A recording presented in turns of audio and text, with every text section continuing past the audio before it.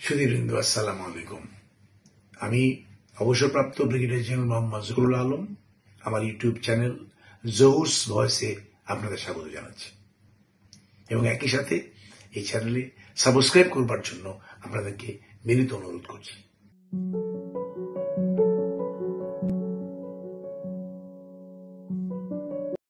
আমি আজকে যে বিষয়টির উপরে আলোচনা করব সেটি হল সেনাপ্রধান এবং ডক্টর ইউনূসকে নিয়ে ষড়যন্ত্র। বিভ্রান্ত হবেন না।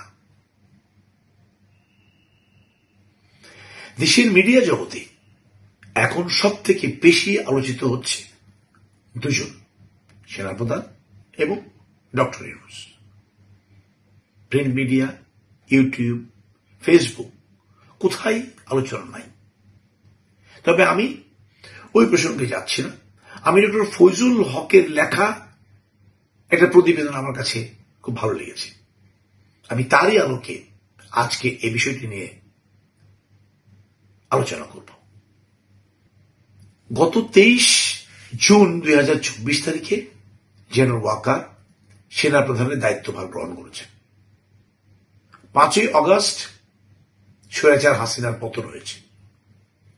মাত্র 44 দিনের ব্যবধানে যে ব্যক্তি আমাদেরকে সাহায্য করল স্বৈরাচার পতনের জন্য, আপনারা তাকে হিরো বানালেন, সেই একই ব্যক্তিকে 7 মাসের ব্যবধানে বিতর্কিত করার চেষ্টা করে আপনারা কাকে তুষ্ট করার চেষ্টা করছেন? বিষয়টিকে একবার ভেবে দেখেছেন? গত 16 বছরে বেশ কজন সেনাপ্রধান এসেছেন। তারা কেউ কি এই স্বৈরাচার অপসারণে আমাদেরকে সাহায্য করেছে? করেনি। একবার ভেবে দেখেন জেনারেল ওয়াকার কতটা রিস্ক নিয়ে আমাদের সাহায্য করেছেন স্বৈরাচার পতনের জন্য। তিনি কৌশলে স্বৈরাচার হাসিনার বিদায় ঘণ্টা বাজিয়েছেন। তিনি গণভবনের দরজা মুক্ত করেছেন যাতে ছাত্র জনতা সেখানে গিয়ে আনন্দ উৎসব করতে পারে।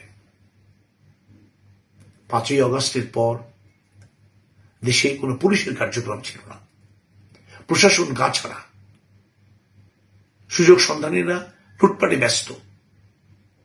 এই সেনাবাহিনী ছাত্র জনকে সাথে নিয়ে সেই অরাজক পরিস্থিতি সামাল দিয়েছেন এবং নেতৃত্বে ছিলেন এই সেনাপ্রধান।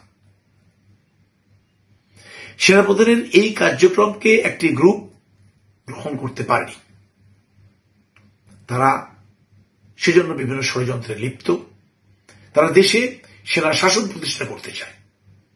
সেনাপ্রধান বারবার বলছেন তার অন্য কোনো উদ্দেশ্য নাই, কিন্তু তারা বলছে না, জেনারেল ওয়াকার ক্ষমতা গ্রহণ করবেন এবং স্বৈরাচার হাসিনাকে ফিরিয়ে আনবেন। এখন বলুন তো, স্বৈরাচার হাসিনা যদি সত্যিই ফেরত আসে তাহলে জেনারেল ওয়াকার কি কোনো লাভ হবে? মোটেও না। জেনারেল ওয়াকারই সর্বপ্রথম বিচারের সম্মুখীন হবে এবং তাকেই প্রথম ফাঁসির কাস্টে ঝোলানো হবে। তাহলে জেনে শুনে জেনারেল ওয়াকার কেন আওয়ামী লীগ বা স্বৈরাচারকে ফিরে আনার জন্য কাজ করবেন? এবার ভেবে দেখুন ষড়যন্ত্র কত গভীর এবং কারা এটিকে নিয়ে কাজ করছে। এবার আসুন ডক্টর ইউনূস প্রসঙ্গে। দায়িত্ব গ্রহণের পর ডক্টর ইউনূস এখন পর্যন্ত কোনো ব্লান্ডার করেননি। শুধুমাত্র নোবেল বিজয়ী হওয়ার জন্য গত 16 বছর তাকে স্বৈরাচার সরকার যে পরিমাণ অপদস্থ করেছে তিনি সে সম্পর্কে কোনো কথা বলেননি। তিনি এমন কোনো কাজ করেননি যার প্রতি তার প্রতি আমরা বিরক্ত হই বা কেউ তার উপর বিরক্ত হয়। তাহলে তিনি কার মারা ভাতে ছাই দিলেন? ভারত তার সোনার ডিম পাড়া হাসিকে হারিয়েছে। ওরা ট্রাম্পের কাছে গেছে, কূটনৈতিকভাবে কোটি কোটি টাকা খরচ করে বাংলাদেশের উপর কূটনৈতিক চাপ প্রয়োগের চেষ্টা করেছে। হাজার হাজার মিডিয়াকে বাংলাদেশের বিরুদ্ধে লেলিয়ে দিয়ে অপপ্রচার চালিয়েছে। কিন্তু শেষমেশ ট্রাম্পের কাছে তার অপদস্থ বা হিউমিলিয়েট হয়েছে এবং বাংলাদেশের উপরে কোন ধরনের কূটনৈতিক চাপ তৈরি করতে পারেনি। সেটি একমাত্র ডক্টর ইউনূসের দুনিয়া জোড়া ভালো ইমেজের জন্য। তাই তারা রাগে দুঃখে এখন ফুঁসছে। এছাড়া দেশের সামিট গ্রুপ এবং এস আলমের বিরুদ্ধে মামলা হয়েছে, মানি লন্ডারিং এ। তার ব্যাংক হিসাব জব্দ করা হয়েছে। অনেকে ভেবেছিল এতে করে দেশের অর্থনীতি স্থবির হয়ে যাবে, কিন্তু হয়নি। দেশের অর্থনীতি যথাযথ সচল আছে। ইসকনকে দিয়ে তারা সেনাবাহিনীর গায়ে গরম পানি ঢালিয়েছে। আইনজীবী সাইফুলকে হত্যা করা হয়েছে, কিন্তু তারপরেও চিন্ময়কে গ্রেপ্তার করা হয়েছে এবং ইসকন এখন নীরব, এক কথায় বলা যায় ঠান্ডা। বাজারে নিত্য প্রয়োজনীয় দাম গত 16 বছরের চাইতে সবচেয়ে সহনীয়। সিন্ডিকেট ভেঙে ফেলা হয়েছে। সয়াবিন তেল নিয়ে যে ষড়যন্ত্র তৈরি হয়েছিল, যে চক্রান্ত হয়েছিল, রোজার 5 দিনের মাথায় সেটাকে ভেঙে ফেলা হয়েছে। আপনি মনে করতে পারেন কবে 35 টাকা কেজি পেঁয়াজ, 20 টাকা কেজি আলু এবং 120 টাকায় ডজন ডিম কিনেছে? ডক্টর ইউনূস ছাড়া আওয়ামী লীগের কোটি কোটি টাকার লবিস্টদের চাপ ট্যাকেল করার মতো একটা ব্যক্তির নাম একটু বলেন তো ভেবে চিনতে পারবেন না। Doctor Yunus deserves more respect from all of us. তাই আসুন আমরা ষড়যন্ত্র থেকে দূরে থাকি, সকলে ঐক্যবদ্ধ হয়ে কাজ করি, দেশকে সামনের দিকে এগিয়ে নিয়ে যাই।